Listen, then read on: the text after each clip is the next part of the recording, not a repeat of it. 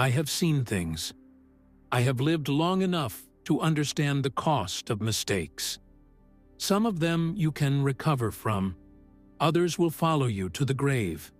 And when you reach 70 or beyond, there is one mistake in travel that could cost you everything. Your safety, your health, even your life. I know, because I made that mistake. I ignored the warning signs. I brushed off the risks. I thought I was still the man I used to be. Strong, capable, unstoppable. But time has a way of humbling even the proudest souls. It started like any other trip. Bags packed, passport in hand. The excitement of seeing a new place still lit a fire in me. I had traveled my whole life. I had been to places people only dream about. And I wasn't about to stop just because I had a few more wrinkles and slower steps. The world was still calling. But there was something I didn't consider.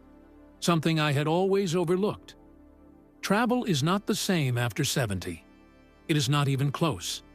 The body does not fight like it used to. It does not bounce back.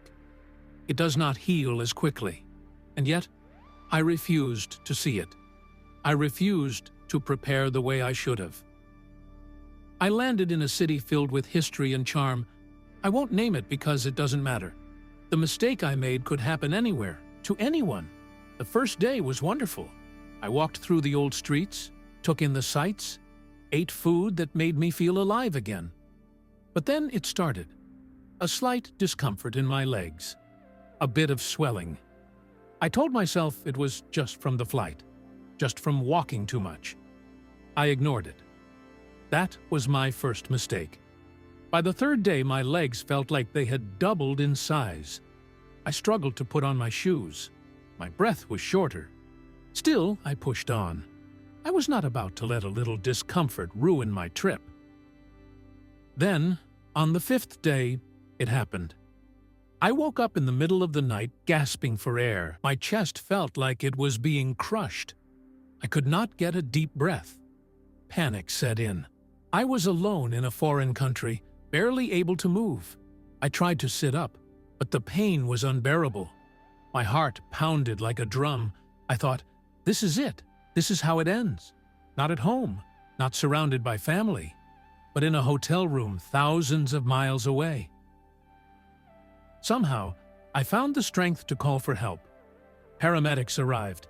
I don't remember much after that, just flashes of bright lights, the sound of sirens, the cold of the hospital room. When I finally woke up, the doctor looked at me with a mix of pity and disappointment. He told me what had happened. A blood clot had traveled from my legs to my lungs. A pulmonary embolism. A silent killer. And I had walked right into its trap. It was preventable. That is the worst part. It did not have to happen. But I had ignored the warning signs. I had failed to prepare, and it nearly cost me my life. The doctor explained that long flights, sitting for hours, dehydration, and not moving enough had put me at risk. And at my age, the risk was even greater. Looking back, I should have done things differently. I should have worn compression socks on the flight. I should have moved every hour, walked up and down the aisle. I should have stayed hydrated. I should have paid attention to my body instead of brushing it off like I was still 30. But I didn't, and I almost paid the ultimate price. I share this because I do not want anyone else to go through what I did. Travel is still possible after 70. It can still be beautiful, exciting, life-changing, but it must be done wisely. The body is not the same. The risks are greater. And ignoring them is not bravery. It is foolishness. If you travel, prepare. Know the dangers. Do not assume you are invincible. Take the steps to protect yourself. Because the cost of this mistake is not just a ruined trip. It is not just a few days in a hospital. It could be your life. And that is a price too high to pay. Now, let's clear some common questions. What medical precautions, from vaccinations to medications, should every older traveler consider? I have traveled far and wide. I have seen places that took my breath away and met people who changed my life. But as the years have added up, so have the lessons. Some learned the easy way, others the hard way. And if there is one thing I know now that I wish I had known earlier, it is this. After 70, your health is your passport. Without it, you are going nowhere. Travel is still possible, it is still beautiful, but it requires preparation. Not just packing a suitcase, not just booking a hotel, but preparing your body for the journey ahead. The first thing I tell anyone my age who wants to travel is this. Do not assume you are as strong as you used to be.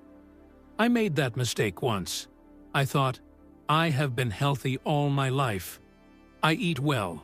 I walk every day. I have never had a serious illness. Why should I worry? But the body after 70 is not the same as the body at 50. It does not fight infections as easily. It does not recover as quickly. It does not adjust to sudden changes the way it once did. And that is why medical precautions are not just important. They are necessary. Vaccinations are the first line of defense. I used to think they were just for children, something you got once and never had to think about again. But that is not the truth.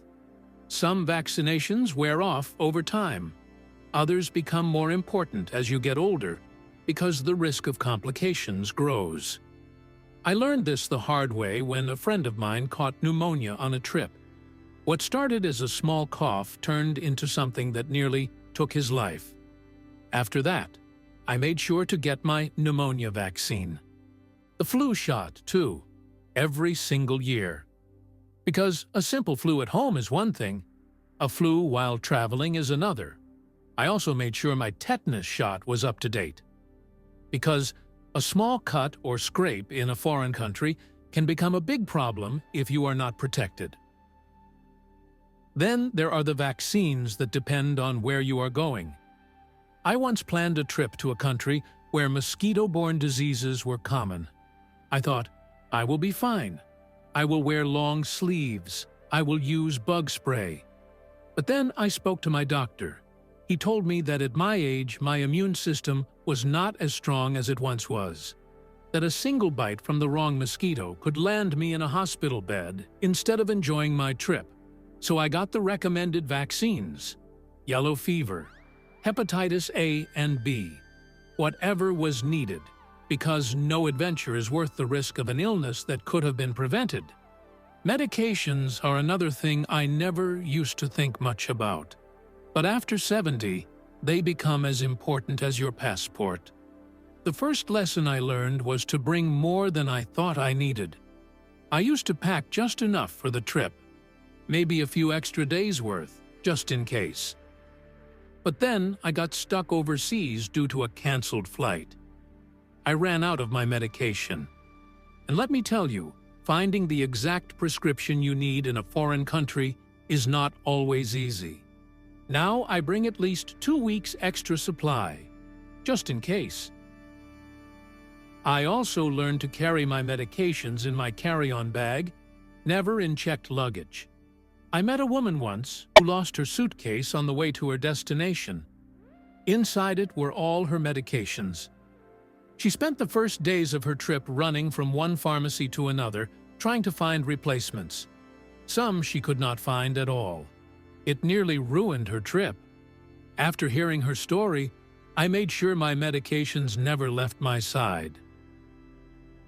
Then there is the matter of knowing how different foods, climates, and altitudes can affect your medication. I once traveled to a country where the food was much spicier than what I was used to. I thought I could handle it, but my stomach had other plans. I ended up with a reaction that made me realize I should have packed more than just my regular medications. Now, I always bring antacids, anti-diarrheal medicine, something for nausea, because when your body is not used to something, it will let you know. And when you are far from home, the last thing you want is to be stuck in a hotel room, missing out on everything you came to see. Another thing I never thought about when I was younger was how altitude and climate changes could affect my health. I once traveled to a city at a high altitude and found myself short of breath within hours. I was not sick. I was not out of shape. But my body was struggling to adjust. And I had no idea that some of my medications could make it worse. That was when I learned to talk to my doctor before every trip, to ask, will my medication work the same in a hot climate, a cold one, a high-altitude place? Because some medications can make dehydration worse, others can increase sun sensitivity, and knowing these things ahead of time can mean the difference between an easy trip and a difficult one. One of the best pieces of advice I ever received was to carry a list of my medications, not just in my wallet, but also on my phone. I include the names, dosages, and what they are for. I also include my allergies and my doctor's contact information, because if something happens, I want medical professionals to know exactly what I am taking. I met a man once who had a medical emergency while traveling. He could not speak. He could not explain what medications he was on. It delayed his treatment. After hearing his story, I made sure I would never be in that position. Another thing I do now is buy travel insurance that covers medical emergencies. I used to think it was a waste of money. I was wrong.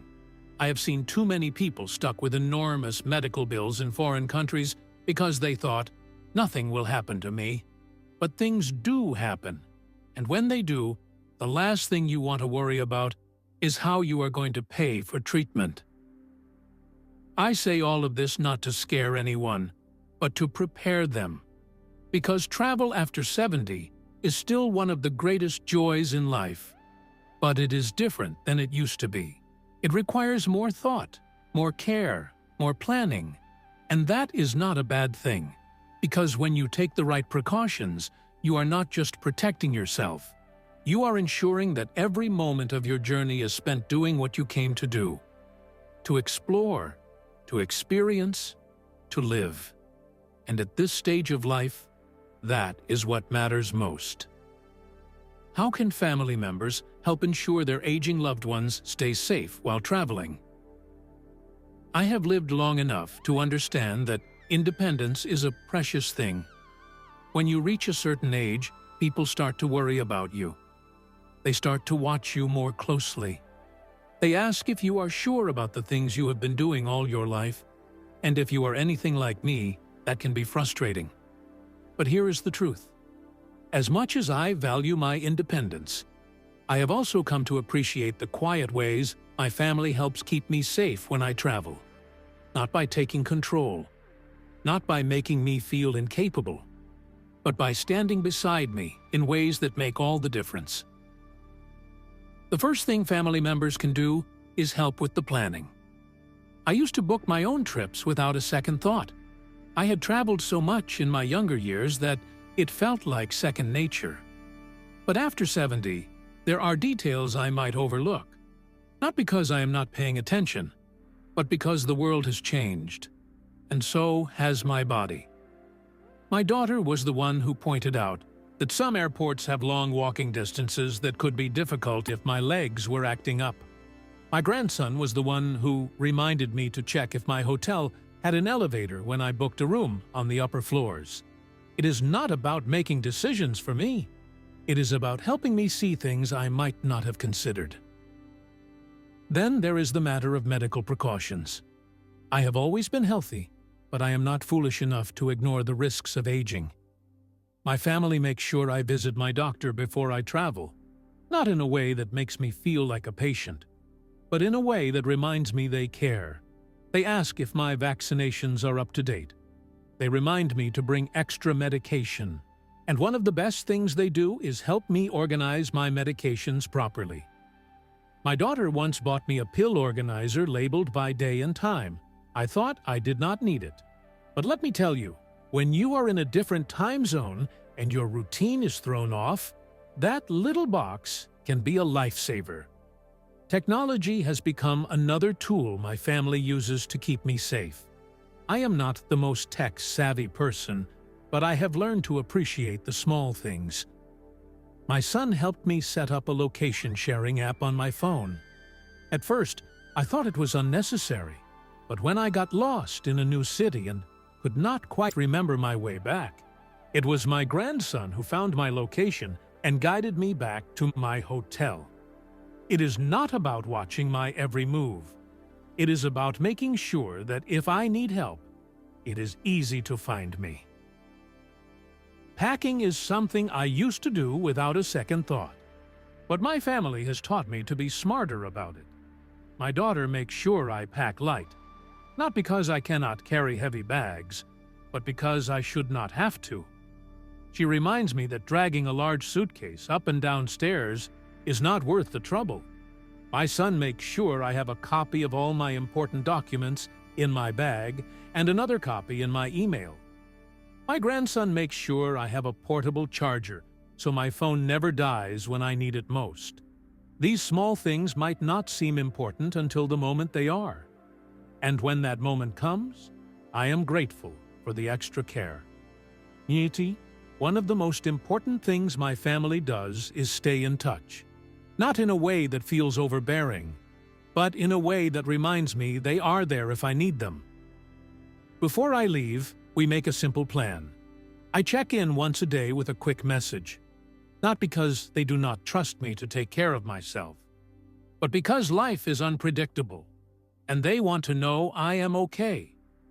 If a message does not come, they know to check in, not with panic, just with care.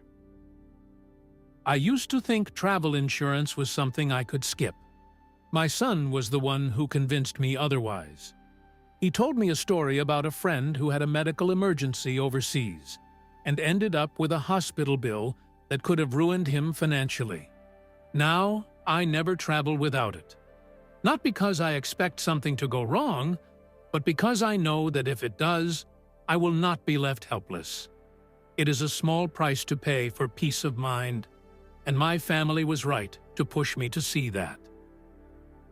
Another way my family helps is by respecting my limits while still encouraging me to enjoy myself. I remember a trip where my grandson wanted to go on a long hike. I was tempted to push myself to keep up, but my daughter reminded me that there is no shame in pacing myself. Instead of the full hike, I joined them for a shorter part of it. I still got to enjoy the scenery. I still got to be part of the adventure. But I did it in a way that was right for me. That kind of understanding is what makes all the difference. One of the most meaningful things my family does is remind me that traveling is not just about where you go. It is about who you share it with. They make sure that when I travel alone, I am never truly alone. They connect me with people they know in the places I am visiting. They research safe neighborhoods for me to stay in. They help me book tours with reputable guides. It is not about limiting me. It is about making sure I have the right support in place so I can enjoy my trip without unnecessary worry. There is a balance in all of this, a balance between independence and support, between freedom and caution. And when it is done right, it does not feel like being watched over. It feels like being cared for. That is what my family has given me. They have given me the ability to keep doing what I love while making sure I do it safely. And I am grateful for that, because at this stage in life, I do not want to stop exploring. I do not want to stop seeing new places, meeting new people, and experiencing new things. I just want to do it in a way that lets me come back home with good stories to tell. Family is not about holding someone back. It is about walking beside them, ready to help if needed. And when it comes to travel, that is the best gift they can give. Because with the right support, there is no reason aging should mean the end of adventure.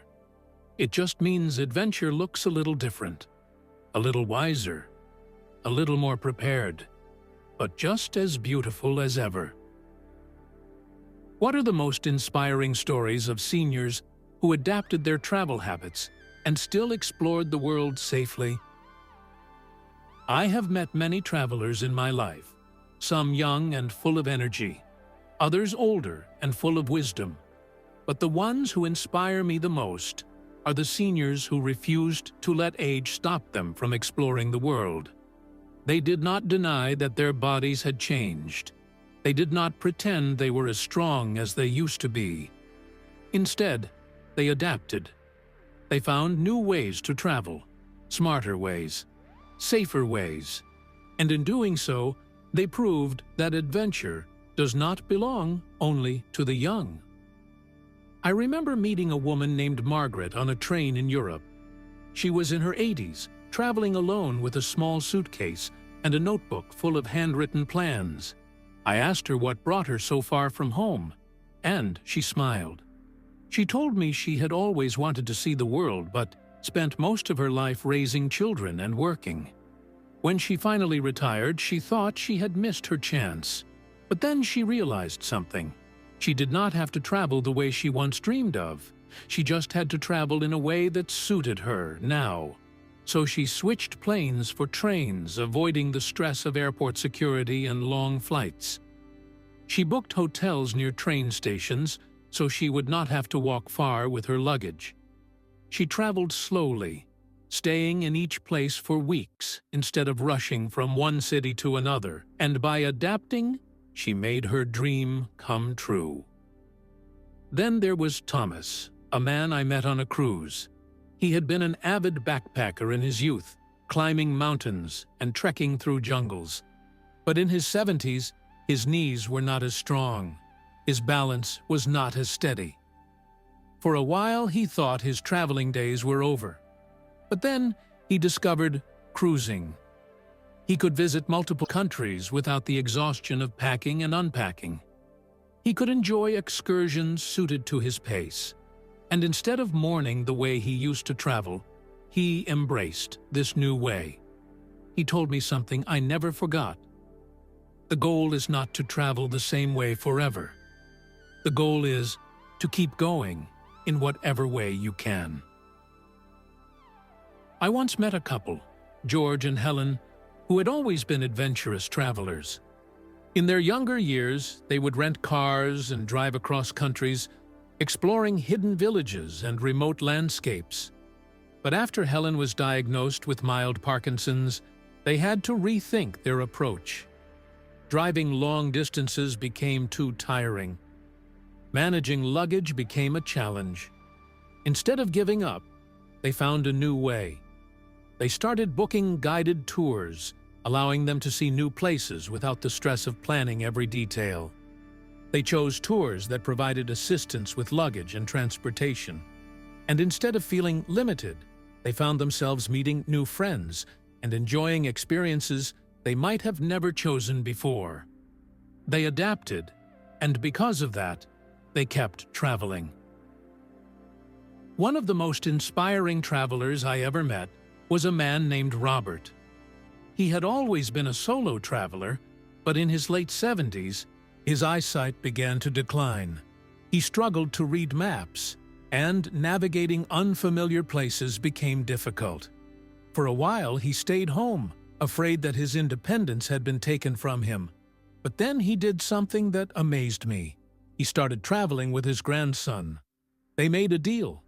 Robert would share his wisdom, stories, and love for travel, and his grandson would handle the navigation. Together, they explored places Robert had always dreamed of, but never visited. And instead of feeling like a burden, he found a deeper connection with his family. He told me, "I spent years teaching my grandson about the world. Now he is helping me see it again."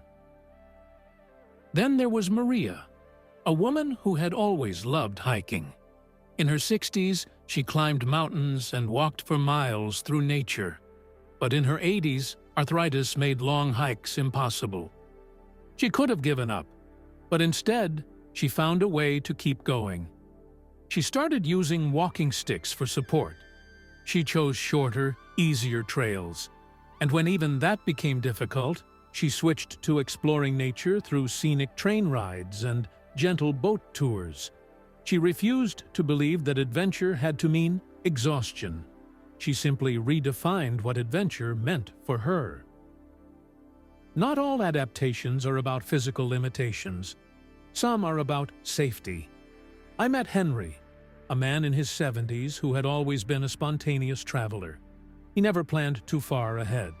He booked flights last minute. He wandered cities without a map. But after a health scare in a foreign country, he realized that spontaneity at his age needed a new approach. He started booking his stays in advance, making sure his hotels had good medical facilities nearby. He carried a detailed list of his medications and allergies. He made sure someone in his family always knew where he was, and by taking these precautions, he did not lose his sense of adventure. He just made sure it did not turn into a disaster.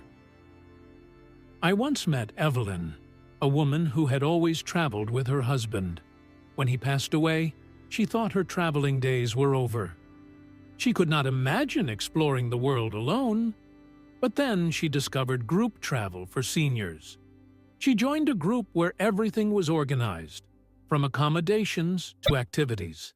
She met people her age who shared her love for new experiences. She was no longer traveling with her husband, but she was not alone either. She told me, "I thought travel was about who you go with, but sometimes it is about who you meet along the way." Then there was Frank, a man who had spent most of his life flying around the world for business. In retirement, he wanted to see the world for pleasure. But the thought of crowded airports and long security lines drained him. So he switched to road trips. He mapped out scenic routes and took his time, stopping in small towns and meeting people he never would have met in an airport lounge. He found a new way to explore, one that suited his pace and energy. The most inspiring thing about all these travelers is not just that they kept going. It is that they embraced change. They did not cling to the past or mourn what they could no longer do. They focused on what they still could do. And that is the real secret to lifelong adventure. It is not about being the fastest or the strongest. It is about being willing to adapt, to let go of what no longer serves you and embrace what does. I have seen so many seniors stop traveling because they believe they cannot do it the way they used to. And that is the biggest mistake of all. The world does not close its doors because you have aged. It simply invites you to walk through them in a different way. Maybe it means choosing a slower pace. Maybe it means planning more carefully.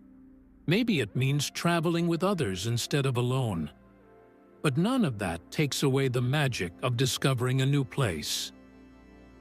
So if you are wondering whether it is still possible to travel as you get older, let me tell you what I have learned from these incredible people. It is not only possible, it is necessary. The world is still out there, waiting for you.